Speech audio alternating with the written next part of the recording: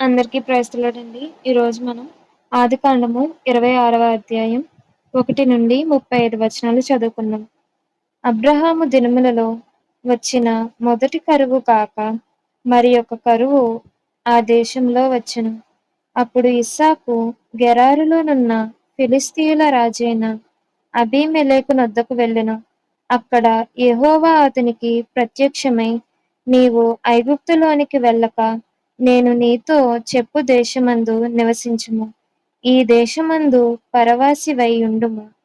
నేను నీకు తోడయుండి నిన్ను ఆశీర్వదించెదను. ఏలయనగా నీకును నీ సంతానమునకును ఈ దేశములన్నీయు ఇచ్చి నీ తండ్రి అయిన అబ్రహాముతో నేను చేసిన ప్రమాణము నెరవేర్చి ఆకాశ నక్షత్రముల వలె నీ సంతానమును విస్తరింపచేసి ఈ దేశములన్నీయు నీ సంతానమునకు ఇచ్చెదను. నీ సంతానము వలన సమస్త భూలోకములోని సమస్త జనులు ఆశీర్వదింపబడుదురు. ఏలయనగా అబ్రహాము నా మాట విని నేను విధించిన దాన్ని, నా ఆజ్ఞలను, నా కట్టడలను, నా నియమములను గైకొనెనని చెప్పెను. ఇస్సాకు గెరారులో నివసించెను. ఆ చోటి మనుషులు అతని భార్యను చూచి ఆమె ఎవరని అడిగినప్పుడు అతడు ఆమె నా సహోదరి అని చెప్పెను. ఎందుకనగా రిబ్కా చక్కనిది గనుక ఈ చోటి మనుషులు ఆమె నిమిత్తము నన్ను చంపుదురేమో అనుకొని తన భార్య అని చెప్పుటకు భయపడెను.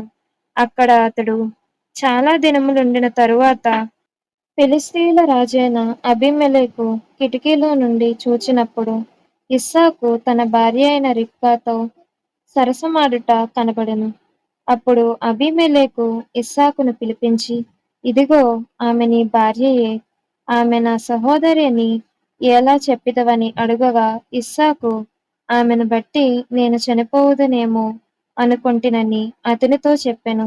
అందుకు అబీమెలెకు, నీవు మాకు చేసిన ఈ పని ఏమి? ఈ జనులలో ఎవడైనా ఆమెతో నిర్భయముగా శయనించవచ్చునే.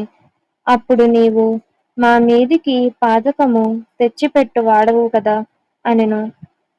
అబీమెలెకు ఈ మనిషిని జోలికైనను ఇతని భార్య జోలికైనను వెళ్ళువాడు నిశ్చయముగా మరణశిక్ష పొందునని తన ప్రజలకందరికీ ఆజ్ఞాపింపగా ఇస్సాకు ఆ దేశమందున్నవాడై విత్తనము వేసి ఆ సంవత్సరము 100 ఫలము పొందెను. యెహోవా అతనిని ఆశీర్వదించెను కనుక ఆ మనుష్యుడు గొప్పవాడాయెను. అతడు మిక్కిలి గొప్పవాడగు వరకు క్రమక్రమముగా అభివృద్ధి పొందుచూ వచ్చెను. అతనికి గొర్రెల ఆస్తియు గొడ్ల ఆస్తియు దాసుల గొప్ప సమూహమును కలిగినందున ఫిలిష్తీయులు అతని యందు అసూయపడిరి. అతని తండ్రి అయిన అబ్రహాము దినములలో అతని తండ్రి దాసులు త్రవ్విన బావులన్నిటినీ ఫిలిష్తీయులు మన్ను పోసి పూడ్చివేసిరి. అబీమెలెకు, నీవు మాకంటే బహుబలము గలవాడవు గనుక మా యొద్ద నుండి వెళ్ళిపొమ్మని ఇస్సాకుతో చెప్పగా ఇస్సాకు అక్కడి నుండి వెళ్ళి గెరారు లోయలో గుడారము వేసుకుని అక్కడ నివసించెను. అప్పుడు తన తండ్రి అయిన అబ్రహాము దినములలో త్రవ్విన నీళ్ల బావులు ఇస్సాకు తిరిగి త్రవ్వించెను. ఏలయనగా అబ్రహాము మృతి పొందిన తరువాత ఫిలిష్తీయులు వాటిని పూడ్చివేసిరి. అతడు తన తండ్రి వాటికి పెట్టిన పేర్ల చొప్పున తిరిగి వాటికి పేర్లు పెట్టెను. మరియు ఇస్సాకు దాసులు ఆ లోయలు త్రవ్వగా జలులు గల నీళ్ల బావి దొరికెను. అప్పుడు గెరారు కాపరులు ఇస్సాకు కాపరులతో జగడమాడి ఈ నీరు మాదే అని చెప్పిరి గనుక వారు తనతో కలహించినందున అతడు ఆ బావికి ఏషేకు అని పేరు పెట్టెను. వారు మరియొక బావి త్రవ్వినప్పుడు దాని కొరకును జగడమాడిరి గనుక దానికి సిత్నా అను పేరు పెట్టెను. అతడు అక్కడ నుండి వెళ్ళి మరియొక బావి త్రవ్వించెను.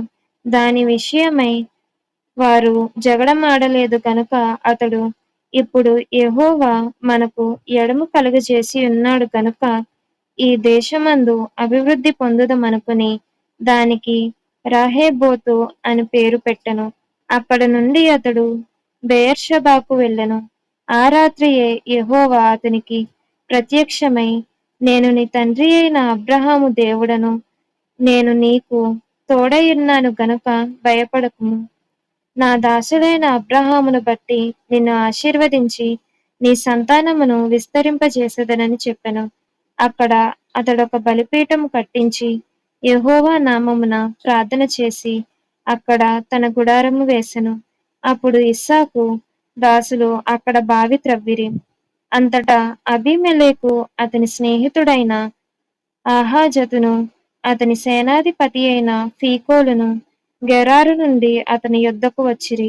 ఇస్సాకు, మీరు నా మీద పగపట్టి మీ యొద్ద నుండి నన్ను పంపివేసిన తరువాత ఎందు నిమిత్తము నా యొద్దకు వచ్చితిరని వారినడుగగా, వారు, నిశ్చయముగా యెహోవా నీకు తోడైయుండుట చూచితిమి గనుక మనకు అనగా మాకును నీకును మధ్య నొక ప్రమాణముండవలెననియు, మేము నిన్ను ముట్టక నీకు మేలే తప్ప మరేమియూ చేయక నిన్ను సమాధానముగా పంపివేసితిమి కనుక నీవును మాకు కీడు చేయకుండునట్లు నీతో నిబంధన చేసుకొందమనియు అనుకొంటిమి. ఇప్పుడు నీవు యెహోవా ఆశీర్వాదము పొందిన వాడవనిరి. అతడు వారికి విందు చేయగా వారు అన్నపానములు పుచ్చుకొనిరి. తెల్లవారినప్పుడు వారు లేచి ఒకనితో ఒకడు ప్రమాణము చేసుకొనిరి. తరువాత ఇస్సాకు వారిని సాగనంపగా వారు అతని యొద్ద నుండి సమాధానముగా వెళ్ళిరి. ఆ దినమందే ఇస్సాకు దాసులు వచ్చి తాము త్రవ్విన బావిని గూర్చి అతనికి తెలియచేసి, మాకు నీళ్లు కనబడినవని చెప్పిరి గనుక దానికి షేబా అను పేరు పెట్టెను. కాబట్టి నేటి వరకు ఆ ఊరి పేరు బెయేర్షెబా.